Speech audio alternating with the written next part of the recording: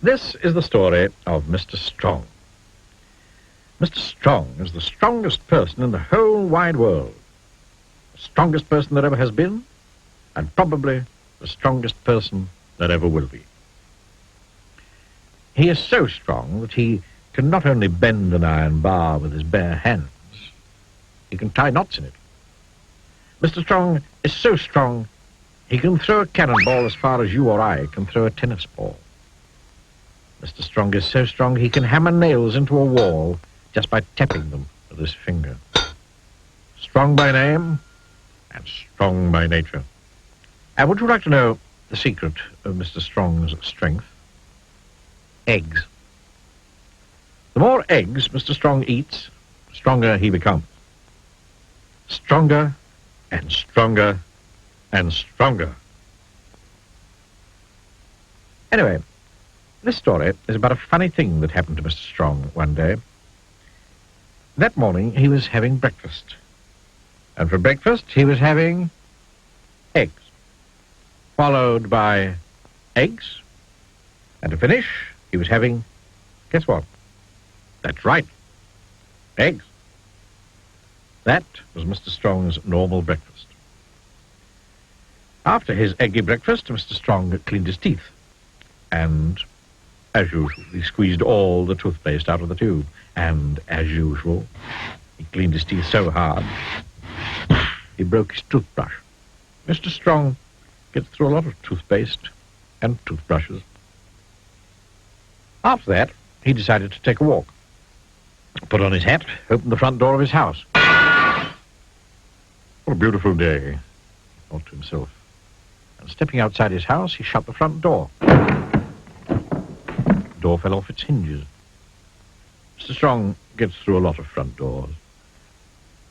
Then Mr. Strong went for his walk. He walked through the woods. But he wasn't looking where he was going. And walked slap bang into a huge tree. The huge tree trunk snapped, and the tree thundered to the ground. Whoops, said Mr. Strong. He walked into town. And again, not looking where he was going, he walked slap bang straight to a brick wall.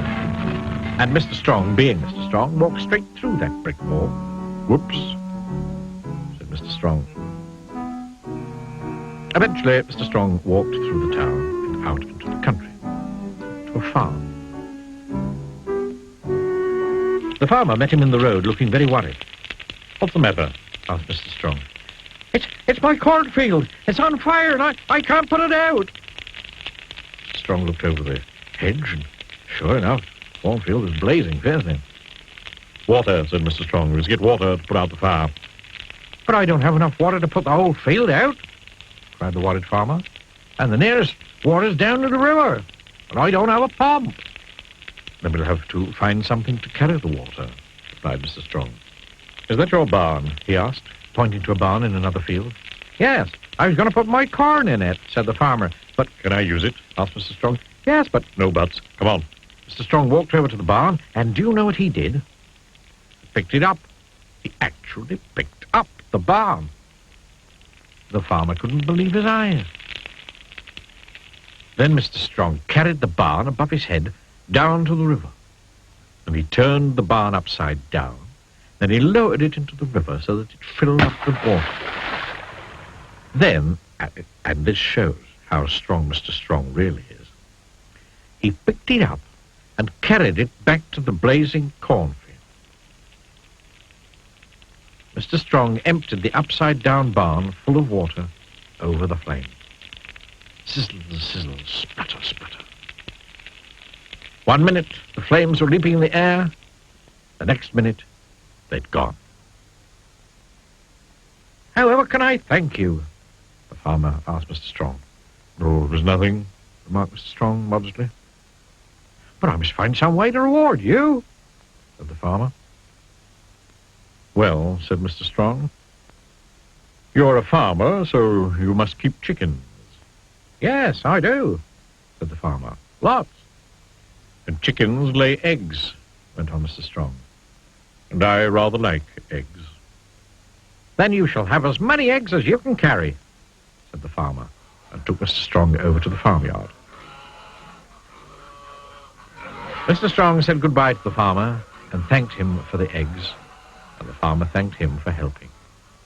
Then Mr. Strong, just using one finger, picked up the eggs and went home.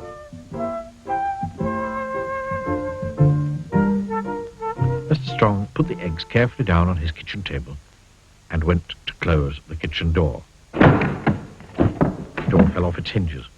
"Whoops," said Mr. Strong, and sat down. The chair fell to bits. "Whoops," said Mr. Strong, and started cooking his lunch. And for lunch, he was starting with eggs, followed by an egg or two. He had an egg between eggs, and an egg on the side, and an egg for luck, and then eggs. And then for his pudding, he was having, well, can you guess? For his pudding, he was having ice cream.